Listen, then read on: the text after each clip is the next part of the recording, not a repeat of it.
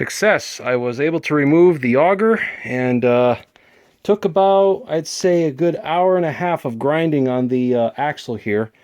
And here's the final result. Thankfully, I'm going to be able to reuse the axle.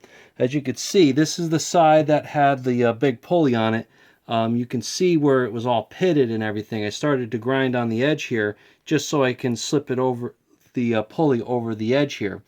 And you can see where the locking collar was. It's very pitted there. I'm sorry about the glare of the camera. But again, it's not going to be terrible. The Woodruff key way is still good. You know, I had to go and grind it off a little bit before I was able to get it to be smooth enough to remove the pulley. And then the rest of the axle is pretty smooth. This side was the worst. As you can see, I did have to grind quite a bit down, but it's pretty smooth. I got it to about as good as I can get it.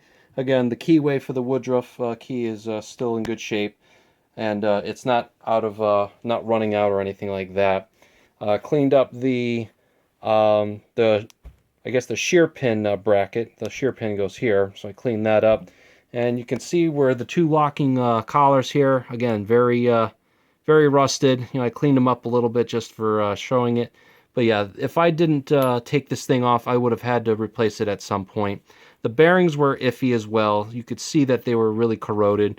I don't know how old this thing is, but I'm sure it's got to be, you know, I'd say a good 8-9 years old. Probably hasn't had anything done to it here. Although I think at some point someone really did try to do a monkey job at the end of these at the end of this axle here on both sides. Really not the way to do it. You know, if it doesn't come off, get a hammer, and if it still doesn't come off, get a bigger hammer. There is a better way to do it, unfortunately. So I got all these new parts coming in, and I'm going to start sanding down with some various sanding wheels to get rid of the rust. Here is the hinge. This part was completely ruined. As you can see, it's pretty much it's done. I got a rivet gun to go and put that back on. Just noticed this, but looks like I'm going to have to replace both shoes. The shoes have definitely seen their sign of wear.